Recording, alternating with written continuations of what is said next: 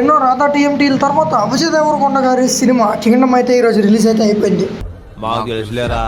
Cinema release అయిందన్న విషయం తెలుసు, కానీ అది ఎలా ఉందని నేనే కదా చెప్పాలి. నేను లాస్ట్ గా చూసిన దేవరకొండ అన్న సినిమా అంటే అది లైగర్ తర్వాత ఏ సినిమా కూడా థియేటర్లో అయితే నేను చూడలేదు. ఎందుకురా చూడలేదంటే లైగర్ తో దిగిన రాడ్ అయితే తీసుకోవడానికి ఇంత టైం పడింది అనమాట. కంబ్యాక్ కోసం ఎన్నో ఫిలిమ్స్ తర్వాత ఆవురావురమంటూ ఎదురు చూస్తున్న కొండకి కంబ్యాక్ వచ్చిందో లేదో ఈ రివ్యూ వీడియోలో మనం మాట్లాడుకుందాం. బ్యాక్గ్రౌండ్ లో ఏమైనా నాష్ ఉంటే అవాయిడ్ చేసేయండి, ఎందుకంటే నేను బయట రివ్యూ ఇస్తున్నాను అనమాట.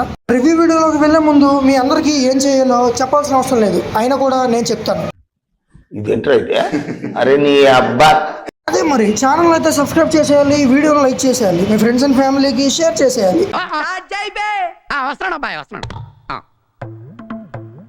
మూవీలో ఉన్న స్టోరీ విషయానికి వచ్చేస్తే, ఇంటిని వదిలి వెళ్ళిన అన్న కోసం తన తమ్ముడు పడిన పాటలు ఎలా వెతికాడు, ఎలా కనిపెట్టాడు, ఏ ప్రాబ్లమ్స్ అయితే మధ్యలో వచ్చాయి అన్నదే స్టోరీ. ట్రైలర్ లోనే మీకైతే ప్లాట్ లైన్ తెలిసిపోయి ఉంటుంది.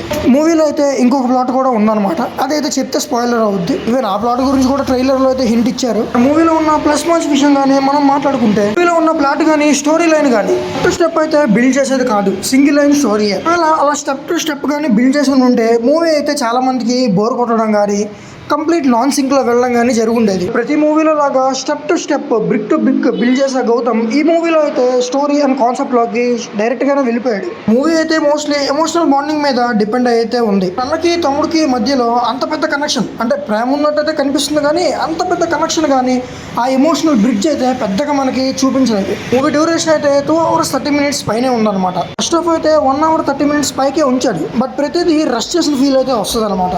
మన టాలీవుడ్ మూవీస్ లో అయితే స్టోరీకి స్కోప్ లేకపోతే ఎలివేషన్ కానీ ఎమోషన్ కానీ లేదా యాక్షన్ కానీ పెట్టి డ్యూరేషన్ అయితే ముందుకు నడుపుతారు. అన్నకి తమ్ముడికి మధ్య అంత ఎమోషనల్ కనెక్షన్ అయితే ఫస్ట్ హాఫ్ అంతా కనిపించదు, బట్ సెకండ్ హాఫ్ లో అయితే గట్టి ఎమోషనల్ సీన్ పెట్టాడు. మార్నింగ్ నుంచి బయట సోషల్ మీడియాలో అయితే చాలానే చూస్తున్నాను, ఫస్ట్ హాఫ్ అయితే సూపర్ గా ఉంది, సెకండ్ హాఫ్ అయితే స్లో స్టార్ట్ అందుకుంది అని చెప్పి. మీరు కానీ మూవీ చూస్తే మీకే అనిపిస్తుంది సెకండ్ హాఫ్ అనేది మెయిన్ ఆర్మర్ అని. ఎమోషన్ కానీ ఆ కనెక్టివిటీ కానీ ఆ సింక్ కానీ మీరు సెకండ్ హాఫ్ లోనే చూస్తారు ఫస్ట్ హాఫ్ లో కన్నా.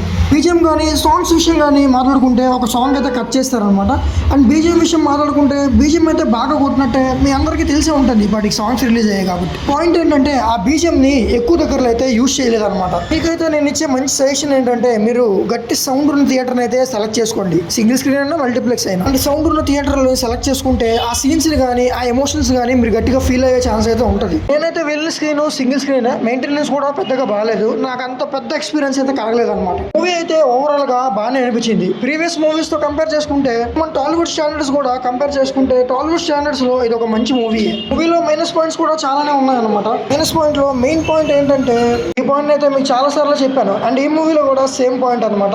అయితే నేను చెప్పినట్టు సింగులర్ లైన్ లోనే ఉంది, కంప్లీట్ గా ప్రిడిక్టబుల్ గానే ఉంది. ఈవెన్ కొన్ని ట్విస్ట్లు అయితే వచ్చాయి, ట్విస్ట్లు కూడా ప్రిడిక్టబుల్ గానే ఉన్నాయన్నమాట. క్లైమాక్స్ వచ్చే టైంకి ప్లాట్ అనేది పార్ట్ 2కి కరెక్ట్గానే సెట్ చేసుకున్నారు. ఆ క్లైమాక్స్ లో అయితే కన్విక్షన్ అనేది చాలా తక్కువగా ఉంటుంది, చాలా డౌట్లు కూడా రైజ్ అవుతాయి. ఆ డౌట్లు అన్ని సెకండ్ పార్ట్ లోనే అని గౌతమ్ అయితే చెప్పేశారు. మూవీ అయితే బ్రేక్ ఈవెన్ అయితే కింగ్డమ్ పార్ట్ 2 కూడా తీయచ్చు. యాక్చువల్లీ పార్ట్ 1 లోనే బాగా తీసి ఉండొచ్చు అనమాట. పార్ట్ 2 పెట్టినా సరే ఆ ప్రీ ఈవెంట్ అయితే బాగానే బిల్డ్ చేసుకున్నారు. కానీ ఇందులో మైనస్ పాయింట్ ఏంటంటే, క్లైమాక్స్ లో చాలా డౌట్స్ వస్తాయి, ల్యాక్ ఆఫ్ కన్విక్షన్ అనమాట. కన్విక్షన్ తగ్గిపోతుంది. వీటికన్నా ముఖ్యంగా మూవీ చూస్తున్నప్పుడు స్టార్టింగ్ నుంచి ఎండింగ్ వరకు మీరు ఏదో ఒక సినిమా చూసిన వైబ్ అయితే వస్తుంది. మెహర్నోన్ చెప్పినట్టు ఇందులో చూసేవన్నీ మీరు ఇప్పుడు దాకా చూడరవి, కానీ ఎక్కడో చూసామనిపిస్తాయి. విజయాన్నకైతే ఇది ఒక మంచి కంబ్యాక్ ఫిల్మ్ గానే మారే ఛాన్స్ అయితే ఉంది.